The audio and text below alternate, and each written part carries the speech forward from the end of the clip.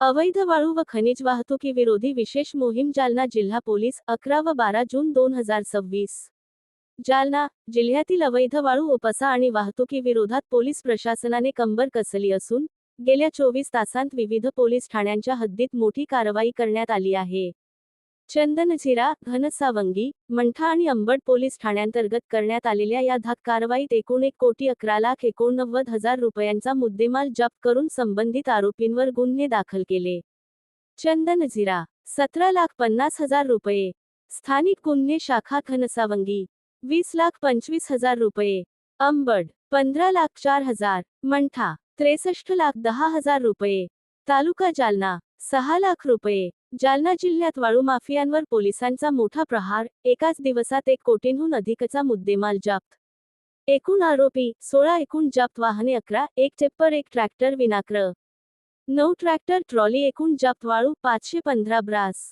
Upper police अधीक्षक विक्रम साळी यांची चंदनझिरा हद्दीमध्ये 2 ठिकाणी स्वतः समक्ष राहून 17,50,000ची धाक कारवाई. चंदनझिरा पोलीस ठाण्याच्या हद्दीतही पोलिसांनी वाळू चोरीविरुद्ध मोहीम राबवून 17,50,000 रुपयांचा मुद्देमाल जप्त केला आहे.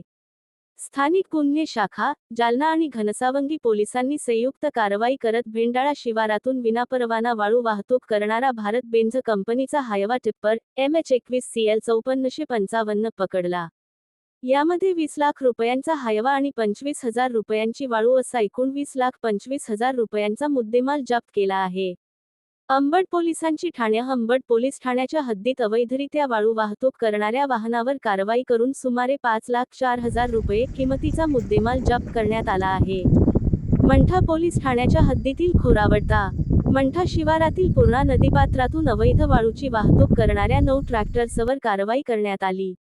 दिनांक जून 12 रोजी पहाटे रात्रीचे 3 वाजेच्या सुमारास ही कारवाई करण्यात आली. यामध्ये महिंद्रा, स्वराज आणि आयशर कंपनीचे एकूण 9 ट्रॅक्टर आणि ट्रॉलीसह अंदाजे 63,10,000 रुपयांचा मुद्देमाल जप्त करण्यात आला आहे. या प्रकरणी 11 आरोपींविरुद्ध गुन्हा दाखल करण्यात आला आहे. तालुका पोलीस स्टेशन हद्दीमध्ये माननीय अपर पोलीस अधीक्षक विक्रम साळी यांचे मार्गदर्शनात एका ठिकाणी 150 बरास वाळू चोरी विरुद्ध मोहीम राबवून 6 लाख रुपयांचा मुद्देमाल जप्त केला.